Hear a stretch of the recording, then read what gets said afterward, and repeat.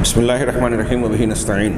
سبحانک لا علم لنا الا ما علمتنا انک انت العلیم الحکیم الحمد للہ رب العالمین والصلاة والسلام علی سید المرسلین وعلی آلہ وصحبہ اجمعین ومن تبعہم بإحسان الی یوم الدین اعوذ باللہ من الشیطان الرجیم بسم اللہ الرحمن الرحیم آمن الرسول بما انزل الیہ من ربہ والمؤمنون کل آمن باللہ وملائکتہ وکتبہ ورسلہ لا نفرق بین احد من رسلہ وقالوا سمعنا واطعنا غفرانک ربنا والیک المصیر۔ سامعین کرام، ہم اپنے سلسلہ کلام کو بلا کسی تمہید آگے بڑھاتے ہوئے شیخ کے رشحات قلم کے نتائج کو پیش کرتے ہیں۔ انہوں نے عنوان لگایا المفسدۃ الثانیہ الحدیث وسیلۃ و ذریعۃ للشرک الاکبر۔ یہ کہہ رہے ہیں کہ دوسرا مفسدہ یہ حدیث شرک اکبر کا وسیلہ اور ذریعہ ہے۔ کون سی حدیث؟ جس میں حضرت آدم علیہ السلام کا جناب محمد رسول اللہ صلی اللہ علیہ وسلم کے ذریعے وسیلہ لگا کر اللہ تبارک و تعالیٰ سے دعا مانگنے کا تذکرہ ہے، معافی مانگنے کا ذکر ہے کہ آپ کے جاہ و مرتبے کے وسیلے سے دعا مانگی۔ روایت پہلے گزری، اس کے متعلق کافی صراحتیں پچھلے دروس میں پیش کی گئی ہیں۔ آگے انہوں نے اس کا دوسرا نقصان، کل کے اس سے پہلے کے درس میں ہم نے یہ جانا کہ یہ بدعات کا ذریعہ ہے۔ اب دوسرا مفسدہ، دوسری خرابی اس حدیث کو ماننے اور اس کے مضمون کو قبول کرنے کا ایک دوسرا نتیجہ کیا نکلتا ہے؟ یہ کہہ رہے ہیں کہ یہ حدیث ذریعہ بنتی ہے، واسطہ بنتی ہے شرک اکبر تک پہنچانے کا۔ کہتے ہیں پچھلی دلیلیں جسے اس عقیدے کے ماننے والے لوگوں نے پیش کیا ہے، یعنی اللہ کے نبی صلی اللہ علیہ وسلم کی ذات، جاہ و مرتبہ اور آپ کے حق کے وسیلے سے دعا مانگنے کے جائز جو مانتے ہیں، اس سلسلے میں جو روایتیں ذکر ہوئیں اور اس قسم کی اور بھی جو روایتیں پیش کی جاتی ہیں، ان روایتوں پر، ان کے مضامین پر اگر کوئی شخص غور کرے، صاحب کتاب فرماتے ہیں، تو وہ اللہ کے دشمن ابلیس کے قدموں کے نشانات کو بالکل کھلے طور پر دیکھ سکتا ہے کہ اس پورے معاملے میں کس طریقے سے ابلیس لعین اپنی چال چل رہا ہے، اس کے نشانات اور اثرات اسے دکھائی دے سکتے ہیں۔ کس طرح حیث یجدہم یقولون، کس طرح وہ درجہ بدرجہ ان کو شرک کی طرف کس طرح لے جا رہا ہے۔ بڑی غور سے یہ ذہن نشین کریں کہ یہ پائے گا ان لوگوں کو جو اس عقیدے کو، اس حدیث اور روایت کو بیان کرتے ہیں، انہیں پائے گا کہ وہ پہلے قدم میں الخطوۃ الاولیٰ، پہلے قدم میں نبی صلی اللہ علیہ وسلم کے حق کے وسیلے سے وسیلہ پکڑنے کے جواز کو بیان کرتے ہیں۔ پہلا قدم یہ ہے کہ نبی صلی اللہ علیہ وسلم کا، آپ کی شخصیت کا، آپ کے حق و مرتبے کا وسیلہ لگا سکتے ہیں، پہلے یہ کہتے ہیں۔ دوسرے اسٹیپ اور دوسرے قدم میں ثم توسعوا، پھر کشادگی اختیار کیا، آگے بڑھے، فی التی تلیہا، اگلے اسٹیپ میں وہ کیا؟ وقالوا بجوازہ بالانبیاء من قبل، نبی صلی اللہ علیہ وسلم کے بعد اب آگے بڑھ کر آپ سے پہلے کے انبیاء کے حق اور ذات کا وسیلہ لگانے کو بھی انہوں نے جائز قرار دے دیا، اس کے جواز کے قائل ہو گئے۔ ثم توسعوا فی الخطوہ، دوسرے اسٹیپ اور قدم کے بعد اب تیسرے قدم کی طرف انہوں نے کشادگی اور آگے بڑھ کر یہ کہا بعد والے میں کہ اس مرحلے میں انہوں نے دروازے کو اپنے دونوں پٹ کے ساتھ کھول دیا، یعنی پورا معاملہ بے نقاب کر دیا، اور انہوں نے ہر مومن بندے کے ذریعے سے وسیلہ پکڑنے کو جائز قرار دے دیا۔ وقالوا بجواز التوسل بكل عبد مؤمن، جیسا کہ انہوں نے اس حدیث سے استدلال کیا جو حضرت ابو سعید خدری رضی اللہ تعالیٰ عنہ کی طرف منسوب روایت میں ہے، جس میں ہے کہ اللہم انی اسألک بحق السائلین علیک، کہ اے اللہ میں تجھ پر سوال کرنے والوں، دعا مانگنے والوں کا جو حق ہے اس کے طفیل اور وسیلے سے دعا مانگتا ہوں۔ اس حدیث پر سندن اور متنن پچھلے دروس میں کافی کچھ گفتگو ہو چکی ہے، اور میں نے وہاں ذکر کیا تھا کہ یہ شخصیات اور ذات اور جاہ و مرتبے کا وسیلہ لگانے کے قائلین جو ہیں، گمراہ اور اہل بدعت حضرات، وہ اس حدیث سے یہ استدلال کرتے ہیں کہ ہر مسلمان بندے سے، مومن بندے کی شخصیت کا وسیلہ لگا کر دعا مانگی جا سکتی ہے۔ قال دحلان، دہلان کہتے ہیں، الدرر السنیہ ان کی کتاب ہے، صفحہ نمبر 7 میں دہلان کہتے ہیں فإن فیہ التوسل بکل عبد مؤمن، کہ میں سائلین کے حق کا جو تجھ پر ہے اس کا وسیلہ لگا کر دعا مانگتا ہوں۔ اس حدیث کا ذکر کرنے کے بعد دہلان کہتا ہے کہ اس حدیث کے اندر ہر مومن بندے کے ذریعے سے توسل کا تذکرہ ہے، وسیلہ لگانے کا ذکر ہے۔ ہاں آپ غور کیجئے۔ ثم فی عصور، اب یہ ایک شیطانی درجات بتائے کہ کس طریقے سے شرک کی طرف اس عقیدے اور ان روایتوں کی بنیاد پر لے کر گیا۔ ہاں آگے مزید جب دور آگے بڑھا تو کہہ رہے ہیں کہ ثم فی عصور تفشى الجہل لدى المسلمین۔ ہاں پھر آگے کے زمانے میں جب مسلمانوں کے یہاں جہالت اور بڑھ گئی، عام ہو گئی، جہالت عام ہو گئی۔ ہاں قرآن اور حدیث کے علم کی گہرائی اور اس کی معرفت کما حقہ نہیں رہ گئی۔ ہاں ساغ لعدو اللہ ابلیس ان یخطو بہم خطوۃ الاخیرہ، تو اب ابلیس، اللہ کے دشمن ابلیس کے لیے یہ موقع ملا، ہاں اس کو سازگار ماحول ملا کہ وہ اپنا آخری قدم آگے بڑھائے، التی اوقعت الکثیر منہم فی ہوۃ الشرک الاکبر، اس آخری قدم کو اختیار بڑھائے آگے جس نے ان میں سے، مسلمانوں میں سے بہت سارے لوگوں کو شرک اکبر کی کھائی میں جا گرایا، اس گڑھے میں جا کر دھکیل دیا، شرک اکبر تک پہنچا دیا۔ یہ اللہ کے رسول صلی اللہ علیہ وسلم کی ذات اور شخصیت کا وسیلہ لگانے کے پہلے قدم سے لے کر یہ آخری قدم تک کا ابلیسی سفر ہے۔ غور کیجئے کہ یہ بالکل فطری طور سے آگے اس کی وضاحت ہوگی۔ وذالک، کیوں؟ وذالک بأن بین لهم ان المقصود بالتوسل، کیسے شیطان نے شرک میں مبتلا کیا؟ وہ اس طرح سے کہ شیطان ابلیس لعین نے ان کو یہ بتایا اور سمجھایا کہ اللہ کے نبی صلی اللہ علیہ وسلم کے حق اور صالحین اور اولیاء کے حق سے وسیلہ لگا کر دعا مانگنے یا ان کا وسیلہ لگا کر اللہ کا تقرب چاہنے کا مقصد کیا ہے؟ هو الاستغاثۃ بہم، دراصل یہ ان کے ذریعے سے، ان اولیاء صالحین اور نبی صلی اللہ علیہ وسلم کے ذریعے سے فریاد طلب کرنا ہے، فی قضاء الحاجات، اپنی حاجتوں کی قضا پورا کرنے کے سلسلے میں، وکشف الضر، اور مصیبت و تکلیف کو ہٹانے دور کرنے کے لیے، وکشف الضر والقربات، تکلیف مصیبت پریشانیوں کو دور کرنے سے، من شفاء الاسقام، بیماریوں کو جیسے دور کرنا،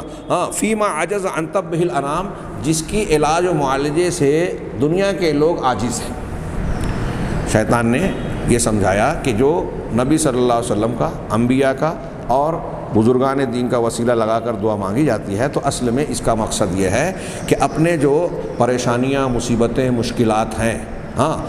بیماری کے علاج کے سلسلے میں، جس کو انجام دینے سے دنیا کے اطباء، ڈاکٹرز جو ہے ناکام و نامراد ہو جاتے ہیں، جن حاجتوں اور ضرورتوں کو لوگ پوری نہیں کر سکتے، دنیا میں کوئی پورا نہیں کر سکتا، ان کو ان ضروریات کے لیے ہم ان کے ذریعے ان سے استغاثہ کر سکتے ہیں، ان سے فریاد طلب کر سکتے ہیں، انبیاء کرام سے، صالحین سے، یہاں تک کہ ہر نیک بندے سے۔ اب یہی نہیں بلکہ ان کے ذریعے سے گناہوں اور جو انسان سے جرائم وقوع پذیر ہو رہے ہیں ان کی معافی اور مغفرت بھی طلب کی جا سکتی ہے، التی ہی من خصائص رب العزت والجلال، جبکہ جو کہ رب العالمین، رب ذوالجلال والاکرام کی خصوصیات میں سے ہے۔ گناہوں کی بخشش کرنا، بیماروں کو شفا دینا، پریشانی مصیبت کو دور کرنا، یہ اللہ تبارک و تعالیٰ کی اختصاصات ہیں، توحید کا حصہ ہے، اس کی ربوبیت کا حصہ ہے۔ اسے گویا ان انبیاء کرام علیہم الصلاۃ والسلام کی طرف منسوب کر دیا، اور بزرگان دین کی طرف کہاں سے بات چلی؟ ان کا وسیلہ لگا کر دعا مانگنے سے۔ چنانچہ آگے کہہ رہے ہیں کہ فہا ہوا شاعرہم لم یفہم من التوسل بجاہ النبی صلی اللہ علیہ وسلم الا ان یمد یدہ الی النبی۔ اب یہاں سے کچھ مثالیں دے رہے ہیں کہ نبی صلی اللہ علیہ وسلم کے وسیلے اور بزرگان کے وسیلے کے ذریعے کے بعد جو ہے یہ کس درجے تک پہنچ گئے، اس کی کچھ مثال دے رہے ہیں کہ دیکھیے یہ ان کا ایک شاعر ہے جس نے نبی صلی اللہ علیہ وسلم کے جاہ و مرتبے کا وسیلہ لگانے سے یہ بات سمجھی کہ نبی صلی اللہ علیہ وسلم کے سامنے اپنے ہاتھوں کو پھیلائے تاکہ اللہ کے نبی صلی اللہ علیہ وسلم اس کے بیٹے کو شفا دے دے میں ایسے معاملے میں جہاں شفا کی اب اسے شفا کا اب کوئی راستہ نظر نہیں آتا۔ حیث و یقول، اس طرح سے وہ کہتا ہے کہ اب نیا طالب کا سقام و فلیتنی، کہ اے بیٹے، اپنے بیٹے کو خطاب کر کے کہتا ہے کہ بیماری کا عرصہ تیرے ساتھ بڑا طویل اور دراز ہو گیا ہے، فلیتنی تو کاش کہ میں افدی کا لو ولد بوالدہ فدیہ، کاش کہ میں تیرے لیے اپنے آپ کو فدیے میں دیتا، اگر ایسا ہوتا کہ والد بیٹے کے لیے فدیہ بن جائے۔ ابنیا ماں بیدی لمثلک حیلہ، بیٹے میں تو میرے ہاتھوں میں تمہارے لیے تمہارے جیسے لوگوں کے لیے کوئی ہیلا کوئی ذریعہ نہیں ہے، لیکن امد الی ابن آمنہ یدیہ، لیکن میں ابن آمنہ کی طرف اپنے ہاتھوں کو پھیلاتا ہوں۔ دیکھیے دعا مانگ رہے ہیں کس سے؟ ابن آمنہ یعنی جناب محمد رسول اللہ صلی اللہ علیہ وسلم سے براہ راست دعا مانگی جا رہی ہے۔ انا للہ و انا الیہ راجعون۔ آگے کے شعر میں وہ کہتا ہے انذاق بی و بکل خناق، اگر حالات میرے اور تمہارے ساتھ تنگ ہو گئے ہیں، خنق گلے کا گھٹنا اس کو کہتے ہیں، لیکن یعنی ایسے کہ آدمی پریشان ہو جائے اور گھٹن محسوس ہو، اگر گھٹن ہو جائے اور حالات تنگ ہو گئے ہیں، لم یضق انی وعن کا عریض و جاہ محمد، تو مجھ سے اور تجھ سے محمد صلی اللہ علیہ وسلم کے جاہ و مرتبے کی کشادگی تنگ نہیں ہوئی ہے، اللہ کے رسول صلی اللہ علیہ وسلم کا جاہ و مرتبہ موجود ہے۔ اب آگے کے آخری شعر میں کہتا ہے ذاک الغیاث المستغاث الذی بہ، وہی غیاث اور مستغاث ہے، یعنی فریاد اور مدد کے معنی میں غیاث اور مستغاث جس سے مدد طلب کی جائے۔ اللہ کے ناموں میں بعض اہل علم نے المغیث کو ذکر کیا ہے، کچھ لوگوں نے اس پر اعتراض کیا، لیکن مغیث کم از کم اللہ تبارک و تعالیٰ کے اخبار اور صفات میں جس کو دعاؤں وغیرہ میں قرآن و حدیث میں ذکر کیا گیا بطور خبر تو مذکور ہے، بعض اہل علم نے المغیث کو بھی نام بتایا ہے۔ کہا الغیاث اور مستغاث جس سے فریاد طلب کی جائے، یہ اللہ کو نہیں کہہ رہے ہیں، جناب محمد رسول اللہ صلی اللہ علیہ وسلم کو کہہ رہے ہیں کہ آپ ہی ایسی شخصیت ہیں جس سے فریاد طلب کی جائے۔ لولا ما کان الوجود بموجدی، موجد اس میں مفعول، کہ اگر آپ نہ ہوتے یعنی محمد صلی اللہ علیہ وسلم نہ ہوتے تو وجود ظاہر ہی نہیں ہوتا، یہ جتنے بھی موجودات ہیں وہ وجود میں آتے ہی نہیں۔ وہی بات لولا کا ما خلقتک، لولا محمد ما خلقتک، حضرت آدم علیہ الصلوۃ والسلام والی روایت میں آخری جملہ یہ ہے، اور اس سے پہلے نور والی حضرت جابر کی روایت میں بھی اس قسم کے مضمون ہیں، اور بھی دوسری روایتیں لولا کا ما خلقت الافلاق جیسی روایتوں میں یہ من گھڑت مضمون بیان کیا گیا جس کی کچھ حقیقت کو ہم پیچھے بیان کر چکے ہیں بعض دروس میں۔ انہی کی بنیاد پر دیکھیے ایک شاعر یہ کہہ رہا ہے اور اپنے بیٹے کی شفا کے لیے اللہ کے نبی صلی اللہ علیہ وسلم سے دعا مانگ رہا ہے۔ ایک کہنے والا عبد الرحیم البرعی، دیوان عبد الرحیم، اور اس طرح کے اور بھی ہیں۔ یہ عربی کے اشعار ہیں، صاحب کتاب عرب ہیں، اس لیے مصر شام کے بعض شعراء کے کلام پیش کیے۔ ہمارے ہندوستان پاکستان میں اس قسم کے اشعار بہت عام ہیں، بہت کامن ہیں۔ وہی جو مستوی عرش تھا خدا بن کر اتر پڑا ہے مدینے میں مصطفیٰ بن کر، اللہ کے کیا ہے وہ شعر کے الفاظ لفظ پہلو یا پلو میں وحدت کے سوا کیا ہے، یہ ایک شعر دوسرا شعر ہے کہ یعنی اللہ کے پاس وحدت کے سوا کیا ہے، جو کچھ ہمیں لینا ہے لے لیں گے محمد سے، انا للہ و انا الیہ راجعون۔ یہ میں نے ایک دو شعر بطور نمونہ پیش کیے۔ ہمارے یہاں بریلوی تو بریلوی، دیوبندی حضرات کے یہاں بھی کیا ہے خاص ہے، خاصان خدا وقت دعا ہے، اس طرح کے اشعار ہیں نا کہ یہ دعا کا وقت ہے۔ اب نبی کریم صلی اللہ علیہ وسلم سے خطاب کر کے ان کا شاعر کہہ رہا ہے، میں یہ کہہ رہا ہوں کہ دیوبندی حضرات بھی اس قسم کے اشعار پیش کرتے ہیں، امت پہ تیری وقت کیا ہے، امت پہ بڑا برا وقت ہے اور تجھ سے ہی ہم جو ہے دعا مانگتے ہیں۔ قصیدہ بردہ اور اس قسم کے قصائد اور اس کے تراجم اور اس قسم کے اشعار بکثرت ہمارے یہاں بولے جاتے ہیں۔ کتنی کھلی بات ہے کہ شرک اکبر کو اختیار کیا جاتا ہے۔ دوسرا ایک شاعر دوسرا کہتا ہے یا رسول الالہ انی ضعیف، اے الہ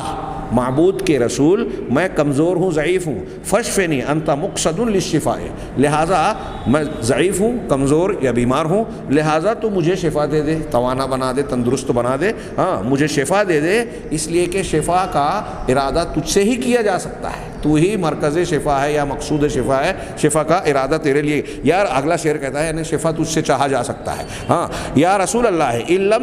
لم تغثنی، یا رسول الالہ، اے الہ یعنی اللہ کے رسول، اگر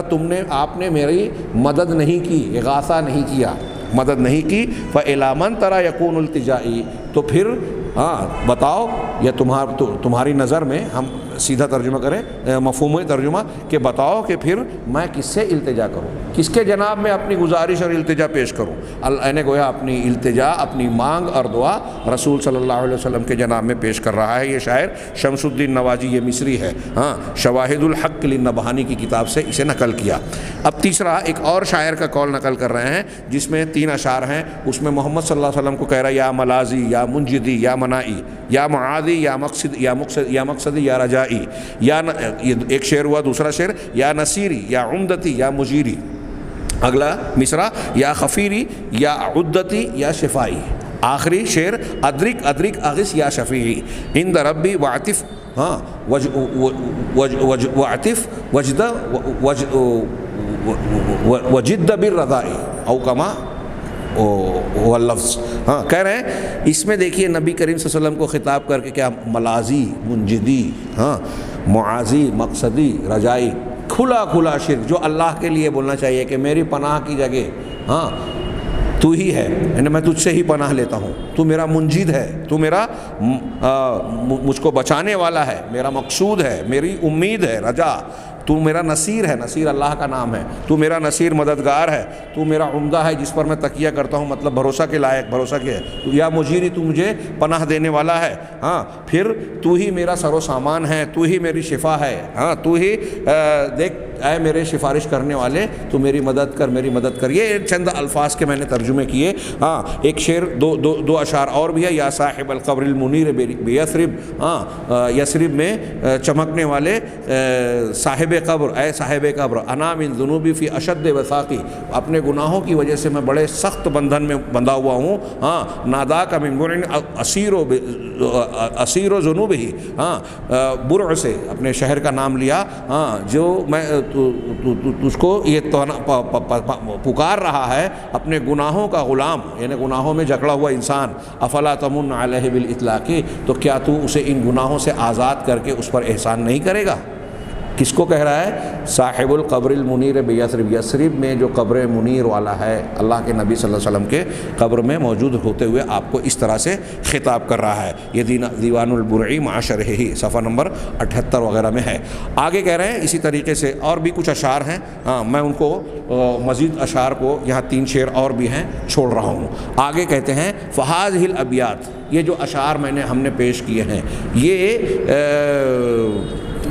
بہت معمولی سے نمونے ہیں اس خطوہ اور اس آخری قدم کو واضح کرنے کے لیے، جس تک یہ لوگ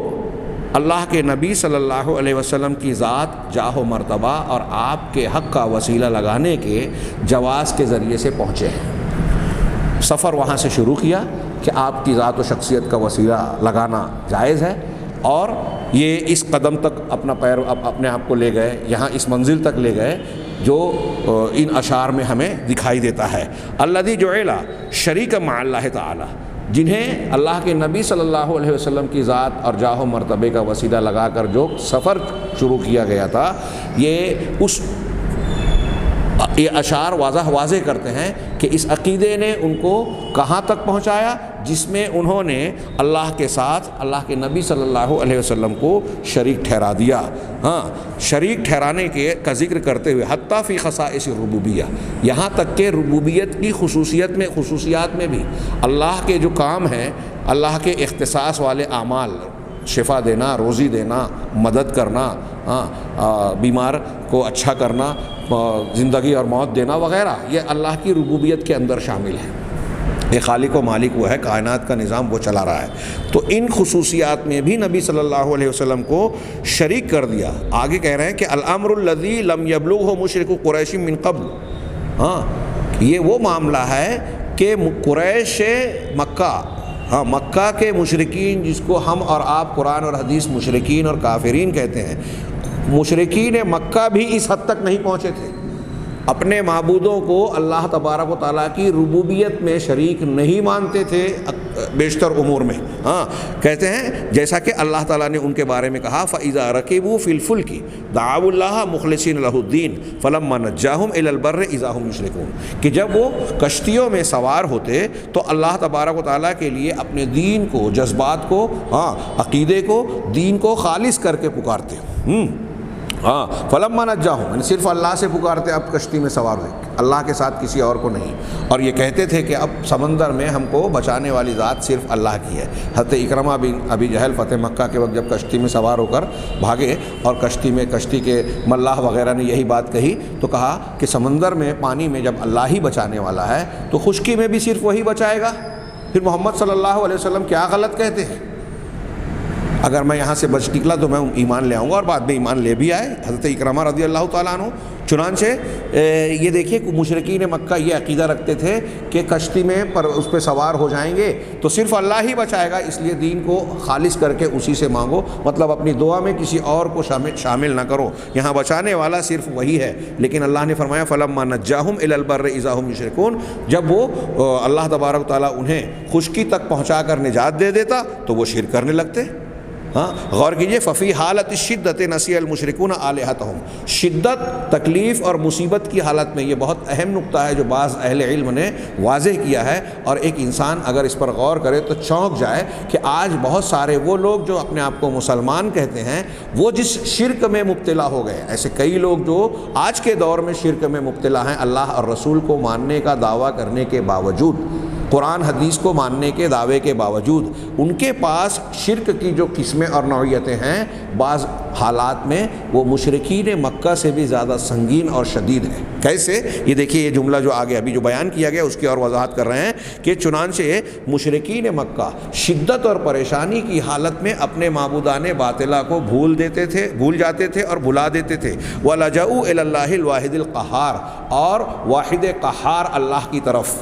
ایک اکیلا جو تمام چیزوں پر غلبہ اور تسلط رکھتا ہے، ہاں سب پر اسی کا اقتدار اور غلبہ ہے، غلبے والے ایک اکیلے اللہ تبارک و تعالیٰ کی طرف وہ پناہ پکڑتے تھے، اسی کے جناب میں اپنے آپ کو دے کر دعا مانگتے تھے۔ وَأَمَّا هَؤُلَاءِ الْقَوْمِ، مصیبت اور پریشانی میں مشرکین مکہ سب کو چھوڑ کر صرف اللہ سے مانگتے، ہاں لیکن یہ لوگ جو ہیں آج کے مشرکین عند الشدۃ لا يعرفون اللہ تعالی، شدت کے موقع پر، پریشانی کی حالت میں اللہ تبارک و تعالیٰ کو نہیں پہچانتے، ہاں اللہ کے علاوہ رسول اللہ صلی اللہ علیہ وسلم یا بزرگان دین یا اپنے قبر والے بزرگان کو جن کی طرف وہ رجوع کرتے ہیں ان کو یاد کرتے ہیں، جیسا کہ ابھی شاعر کا قول ہم نے پڑھا کہ وہ کہتا ہے یا رسول اللہ یا رسول الالہ ان لم تغیثنی فإلی من تری یکون التجائی، کہ اے اللہ کے رسول اگر آپ نے میری مدد نہیں کی تو بتائیے کہ میں پھر آپ کے علاوہ کس کے جناب میں اپنی التجا، اپنی درخواست اور اپنی مراد کو پیش کروں۔ ہاں یہاں کہا جاتا ہے کہ جب تم پر اذا ضاقت علیکم الامر فعلیکم باصحاب القبر، ضاقت علیکم الامور، جب امور تم پر سخت اور پریشان کن ہو جائیں تو اصحاب قبور کی طرف پلٹو۔ مصیبت آ رہی ہے تو کوئی فلاں بزرگ کے مزار پر جا رہا ہے، کوئی فلاں مشہد پر جا رہا ہے، کوئی رسول اللہ صلی اللہ علیہ وسلم کو پکار رہا ہے، کوئی شیخ عبد القادر جیلانی کو، کوئی اجمیر والے بزرگ کو، کوئی فلاں اور فلاں کو۔ مصیبت میں یہاں غیر اللہ کو پکارا جا رہا ہے اللہ کو چھوڑ کر، اور مشرکین مکہ جن کو ہم آپ قرآن حدیث مشرک کہہ رہا ہے وہ مصیبت پریشانی کی حالت میں لوگوں کو، معبودان باطلہ کو یا مخلوق والے اختیار کردہ جھوٹے معبودوں کو چھوڑ کر صرف اللہ سے دعا مانگتے تھے۔ کتنی بڑی بات ہے، اور یہ جو شرک تک پہنچے۔ ہاں یہاں حاشیے میں ان جملوں کو کہتے ہوئے جب شرک کا تذکرہ آیا تو انہوں نے حاشیے میں ایک بڑی اچھی بات لکھی ہے۔ شرک کی وضاحت کرنے کے لیے میں دروس میں یہ بات بیان کرتا رہا ہوں طلبہ سے کہ بہت سارے لوگ شرک اس لیے کرتے ہیں کہ انہیں شرک کا پتہ ہی نہیں ہے کیا مطلب ہوتا ہے۔ ہاں شرک کو ایک محدود معنی میں سمجھ کر بہت سارے ایسے امور جو شرکیاں ہیں اسے کرنے کے باوجود وہ کہتے ہیں کہ ہم شرک نہیں کر رہے ہیں۔ کیوں؟ مطلب معلوم ہی ہوا کہ انہیں شرک کے معنی اور مفہوم کا پتہ ہی نہیں ہے، ایک بات۔ دوسری چیز، انہیں عبادت کا معنی نہیں معلوم، انہیں عبادت کا معنی اور مفہوم نہیں معلوم، اس لیے بہت ساری عبادات کے کام وہ غیر اللہ کے لیے کرتے ہیں اور یہ سمجھتے ہیں کہ ہم یہ عبادت ان کی نہیں کر رہے ہیں، عبادت تو ہم اللہ کی کرتے ہیں۔ اس سے یہ پتہ چلتا ہے کہ انہیں یہ معلوم ہی نہیں ہے کہ عبادت کسے کہتے ہیں۔ چنانچہ حاشیے میں یہی بات ہم لوگ درس میں طلبہ کو یہ بات بہت زور دے کر خاص طور سے میں بیان کرتا رہا ہوں، الحمدللہ اللہ اسے قبول فرمائے۔ یہاں انہوں نے حاشیے میں بیان کیا، مجھے محسوس ہوا پڑھنے کے بعد کہ واقعی یہ اہم بات ہے اور اسے بھی درس میں شامل کرنا چاہیے اگرچہ یہ حاشیے میں ہے۔ انہوں نے کہا کہ لم یتضح ما المقصود بالشرک لدى کثیر من الناس، کہ لوگوں میں بہت سارے ایسے لوگ ہیں جن کے پاس شرک کا مقصد اور مطلب واضح ہی نہیں ہے، سمجھتے ہی نہیں کہ شرک کا مطلب کیا ہے۔ حیث یظنون، وہ اس طرح سے کہ ان کی دماغ میں، ان کے عقل و خیال میں شرک صرف اتنا ہے کہ آپ جو ہے غیر اللہ کے لیے، کسی بت کے لیے، کسی اور شخصیت یا اس کے لیے سجدہ کریں، رکوع کریں۔ آج تو بہت سارے لوگ وہ بھی دوسروں کے لیے کر رہے ہیں، مسلمان اپنے آپ کو کہتے ہوئے کہہ رہے ہیں کہ وہ ایسا سمجھتے ہیں کہ بت کی پرستش، یہاں انہوں نے یہ جملہ لکھا کہ غیر اللہ کے لیے سجدہ اور رکوع کرنا۔ میں اس کو یہ کہتا ہوں کہ بہت سے لوگ یہ سمجھتے ہیں کہ بتوں کی، درختوں کی پوجا پاٹ کرنا، جیسے مشرکین غیر مسلم ہندو یا دوسرے لوگ کرتے ہیں، صرف اسی کو شرک سمجھتے ہیں۔ اور تظن ان غیر اللہ خلق کا، اور اس کو کہا، یا یہ عقیدہ رکھنا کہ اللہ کے علاوہ کسی اور نے آپ کو پیدا کیا ہے یا کوئی اور آپ کو روزی دیتا ہے، ایسا عقیدہ رکھنا ہی صرف شرک ہوگا، ایسا سمجھتے ہیں۔ وَهُوَ مفہوم قاصر دون شک، اس میں کوئی شک نہیں کہ یہ شرک کا انتہائی قاصر، انتہائی محدود اور ادھورا تر، انتہائی ادھورا مفہوم ہے۔ فالشرک مأخوذ من الاشتراک فی شیء، کہہ رہے ہیں کہ شرک کا لفظ جو بولا جاتا ہے، لفظ شرک یہ ماخوذ ہے اشتراک سے۔ ہم اردو میں بھی یہ لفظ استعمال کرتے ہیں، اشتراک، کسی چیز میں حصے داری، پارٹنرشپ، میں اور آپ اس کام میں مشترک ہیں، یعنی ملے جلے ہیں، اس میں شامل ہیں، اشتراک ہے، پارٹنر ہے۔ کہہ رہے ہیں کہ اسی کہہ رہے ہیں کہ شرک کا لفظ جو ہے وہ اشتراک سے ماخوذ ہے، یا اشتراک شرک سے ماخوذ ہے۔ فی شیء ما، کوئی بھی چیز ہو، کوئی بھی چیز ہو، اس میں اگر ایک سے زائد لوگ شریک ہوں تو اس کو کہیں گے شرک۔ جیسے تجارت ہے یا اس جیسی کوئی چیز ہے، ایک کاروبار کیا جا رہا ہے، اس کے کاروبار میں کئی لوگ، ایک سے زیادہ لوگ شامل ہیں، تو کہیں گے کہ یہ آپس میں ایک دوسرے کے شریک ہیں، ایک دوسرے کے ساجھیدار ہیں، حصے دار ہیں، شیئر والے ہیں، شیئر ہولڈر ہیں۔ کہہ رہے ہیں وَنَحْوِهِ فَيُجْعَلُ لِكُلِّ شَرِيكٍ نَصِيبَهُ مِنَ الرِّبْحِ، جب وہ سب لوگ تجارت میں شریک ہوتے ہیں تو جو مشترکین یا شرکا ہوتے ہیں ان میں سے ہر ایک اپنے حصے کے اعتبار سے نفع کا حقدار مانا جاتا ہے۔ میرا جو جتنا حصہ کاروبار میں ہے اس حصے کے اعتبار سے میرے نفع کا پرسنٹیج مجھے ملے گا۔ فَكَذَلِكَ الشِّرْكُ مَعَ اللَّهِ تَعَالَى، اسی طریقے سے اللہ تبارک و تعالیٰ کے ساتھ شرک ہے، حیث یجعل للہ تعالیٰ، اس طریقے سے کہ اللہ تبارک و تعالیٰ کے لیے کیا جائے نماز کو مقرر کیا جائے۔ آپ اللہ کے لیے نماز پڑھتے ہیں، یہ اللہ کا حق ہے۔ اب آپ نماز یا نماز میں سے جو عمل کیا جاتا ہے، رکوع، سجدہ، قیام، اللہ کی بڑائی بیان کرتے ہیں، اللہ اکبر، التحیات للہ والصلوات، اللہ تبارک و تعالیٰ کی طرف رخ ہے، خشوع خضوع ہے، داخلی اور ظاہری جو جذبات ہیں، عمل اور حرکات ہیں، وہ ظاہری حرکات ہوں یا داخلی جذبات ہوں، ان میں سے جتنی چیزیں اللہ کے لیے ہم کر رہے ہیں نماز میں، ان میں سے کوئی چیز اگر ہم کسی اور کے لیے کر رہے ہیں تو ہم اللہ کا شریک کر رہے ہیں، اسے پارٹنر بنا رہے ہیں۔ نماز اللہ کا حق ہے، اگر یہ نماز یا نماز کا کوئی حصہ کسی اور کے لیے بھی کر رہے ہیں تو نماز میں شریک بنا رہے ہیں۔ اسی طرح زکوٰۃ یا اس طرح کی کوئی دوسری چیزیں، یہ اعمال، بندے کے اعمال اور عبادات ہیں۔ وَيُجْعَلُ لِغَيْرِهِ تَعَالَى مِنَ الْأَنْبِيَاءِ وَالْأَوْلِيَاءِ وَالْأَصْنَامِ نَصِيبًا مِنَ الْعِبَادَةِ، اور اللہ تعالیٰ کے علاوہ اس کے انبیاء، اس کے اولیاء صالحین، انبیاء علیہم السلام، اولیاء رحمہم اللہ، یا پھر بتوں کے لیے یا کوئی بھی اللہ کی مخلوق میں سے کوئی بھی ہو، ان میں سے کسی کے لیے عبادت کا کچھ حصہ مقرر کیا جائے، جیسے دعا اللہ کی عبادت ہے، الدعاء هو العبادہ۔ قرآن کی کئی آیتوں سے یہ ثابت ہوتا ہے کہ دعا عبادت ہے۔ بہت غور سے سنیے گا، جو لوگ اس قسم کے اشعار اور نبی کریم صلی اللہ علیہ وسلم کو شیخ عبد القادر جیلانی کو پکارتے ہیں یا رسول اللہ کہہ کر آپ کو حاضر و ناظر سمجھ کر یہ جانتے ہیں کہ ہماری پکار کو وہ سن رہے ہیں، وہ دعا کا جواب دیتے ہیں، ہم ان سے مانگیں گے تو وہ ہم کو دیں گے. کچھ لوگ حضرت اللہ کے نبی صلی اللہ علیہ وسلم سے آگے بڑھ کے اب شیعہ اور رفض و تشیع کے حاملین اہل بیت کے ائمہ کرام کو پکارتے ہیں، حضرت علی کو، حضرت حسین کو. کوئی حضرت علی کو مولائے کائنات بول رہا ہے، کوئی جو ہے حضرت حسین کو کہہ رہا ہے. اور ابھی آگے اس کتاب میں اللہ کے رسول صلی اللہ علیہ وسلم کی خصوصیات اور پھر اس سے بڑھ کر کئی ایسی چیزیں بیان کریں گے کہ ربوبیات میں لوگوں نے ایسے ایسے عقیدے بنا لیے، قطب، ابدال اور نہ جانے کیا کیا، کہ اس کائنات کا نظام یہ مخلوقات اور اللہ کے نیک بندے چلا رہے ہیں. اس قسم کا عقیدہ یہ بتا رہے ہیں کہ دعا ہو، تضرع ہو، استغاثہ یعنی فریاد طلب کرنا، و طلب و کشف الضر اور مصیبت کو، مشکل کو دور کر دینے اور ہٹا دینے کا مطالبہ کرنا. بہت غور سے سنیے گا شرک کا معنی. یہ ساری چیزیں عبادات میں شامل ہیں. اگر ان میں سے کوئی چیز اللہ کے علاوہ یہاں تک کہ محمد رسول اللہ صلی اللہ علیہ وسلم کے لیے بھی کیا جائے وہ شرک ہے. اب ہم نے جو اشعار پڑھے، اردو والا شاعر جو کہہ رہا ہے جو کچھ ہمیں لینا ہے لے لیں گے محمد سے، کیا کہہ رہا ہے؟ اس سے بڑھ کر صریح اور کھلا ہوا شرک اور کیا ہو سکتا ہے؟ اگر یہ شرک نہیں ہے تو دنیا میں شرک نہیں ہے. مشرکین مکہ بھی مشرک نہیں تھے. اگر یہ کہنا پڑے گا آپ کو، یہ ماننا پڑے گا. اگر آپ اس بات کو شرک نہیں مانتے کہ رسول سے مانگا جائے، دعا کی جائے، جو کچھ ہمیں لینا ہے لے لیں گے محمد سے، حضرت شیخ عبد القادر جیلانی اور فلاں کو مدد کے لیے پکاریں، استغاثہ کریں، ان کو جو ہے قاضی الحاجات مانے،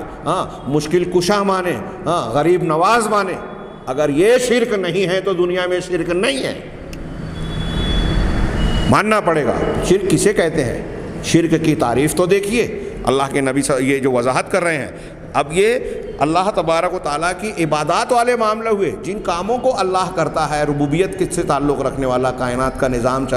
چلانا، بیمار کو شفا دینا. حضرت ابراہیم اور حضرت انبیاء کرام کو دیکھیے، بیمار پڑ رہے ہیں تو اللہ سے مانگ رہے ہیں. حضرت ابراہیم کے اقوال میں وَإِذَا مَرِضْتُ فَهُوَ يَشْفِينِ، جب میں بیمار پڑتا ہوں تو شفا کون دیتا ہے؟ وہ دیتا ہے. میں خود اپنے آپ کو شفا نہیں دے سکتا. دنیا کا کوئی بزرگ، کوئی پیر، کوئی بڑے سے بڑا مقام رکھنے والا شخص حضرت ابراہیم علیہ السلام کے پیروں کی خاک کے مقام کو پہنچ سکتا ہے کیا؟ حضرت ابراہیم کہہ رہے ہیں شفا اللہ مجھے دیتا ہے، جب حضرت ابراہیم خود اپنے آپ کو شفا نہیں دیتے. اولاد مانگ رہے ہیں حضرت ابراہیم علیہ السلام اللہ سے. قرآن میں آپ کی دعا ہے، اللہ تعالیٰ سے اولاد مانگ. ابراہیم علیہ السلام اولاد اللہ سے مانگ رہے ہیں. اب کوئی عقیدہ رکھے کہ فلاں بزرگ اولاد دے سکتے ہیں یا دلا سکتے ہیں،